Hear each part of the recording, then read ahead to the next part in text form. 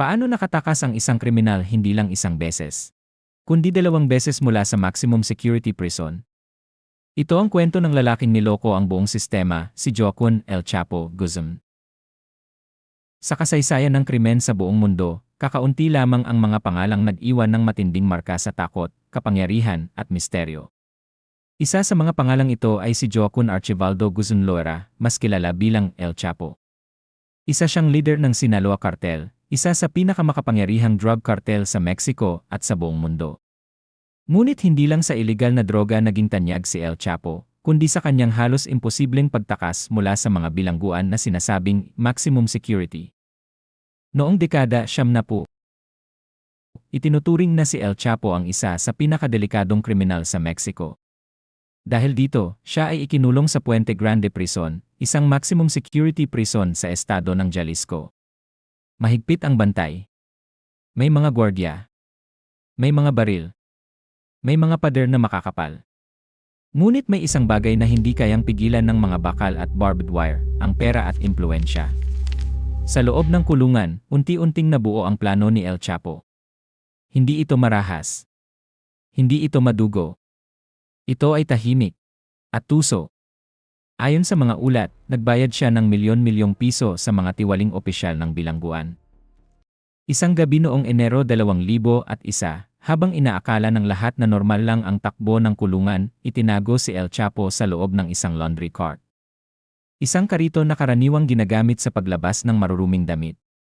Walang putok. Walang alarma. Walang habulan. At sa loob lamang ng ilang minuto, wala na si El Chapo.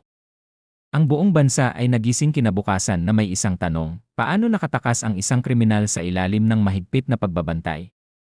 13 taon ng pagtatago matapos ang pagtakas, si El Chapo ay naging multo, naroroon, pero hindi mahuli. Sa loob ng 13 taon, patuloy siyang namuno sa Sinaloa Cartel. Lumawak ang operasyon. Lumaki ang kita. At lalong naging alamat ang kanyang pangalan. Ngunit noong 2014 na, natunton muli ng gobyerno ng Mexico ang kanyang kinaroroonan. Muli siyang inaresto. Muli siyang ikinulong. At muli, sinabi ng gobyerno, hindi na siya makakatakas. Si El Chapo ay dinala sa Altiplano Prison, ang pinakamahigpit at pinakamodernong bilangguan sa Mexico. May 24 paghahati 7 AC. May motion sensors. May armadong gwardiya. May mga bakal na pinto na halos hindi mabutas. Ang kanyang selda ay maliit. May kama. May mesa. At may shower area. Walang sinuman ang nag-isip na dito magsisimula ang isa sa pinakamapanganib at pinakakamanghamanghang pagtakas sa modernong kasaysayan. 2015, bandang -9:00 ng gabi, nakuhanan ng sisye si El Chapo na naglalakad papunta sa kanyang shower area. Normal. Walang kakaiba. Ngunit ilang segundo lang ang lumipas. Nawala siya sa kamera.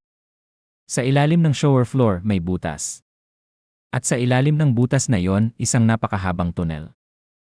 1 milya ang haba. May ilaw. May bentilasyon. May kahoy at bakal na suporta. At ang pinaka-nakakagulat, may motorsiklong nakalagay sa riles, ginagamit upang mabilis na makatawid sa tunel. Ang tunel ay diretsyo papunta sa isang gusali sa labas ng kulungan, isang bahay na tahimik lang sa paningin. Pero bahagi pala ng pinakamalaking jailbreak sa kasaysayan ng Mexico.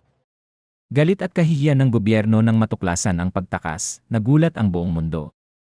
Paano nakapagtayo ng tunel ang isang kriminal sa ilalim ng pinakamahigpit na kulungan nang hindi napapansin? Nag-imbestiga ang gobyerno. Maraming opisyal ang sinibak. Marami ang inaresto. At muling naging simbolo si El Chapo ng korupsyon, kahinaan ng sistema at kapangyarihan ng pera. Ang kwento ni El Chapo ay hindi lamang kwento ng krimen. Ito ay kwento ng katalinuhan, kasakiman, kapangyarihan at sirang sistema. 2 beses siyang nakatakas sa mga kulungang sinasabing imposible takasan. Ngunit sa huli, walang kriminal ang tunay na nakakatakas sa hustisya. Ito ang alamat ng lalaking tumakas sa ilalim ng lupa. Ngunit tuluyang nakulong ng katotohanan.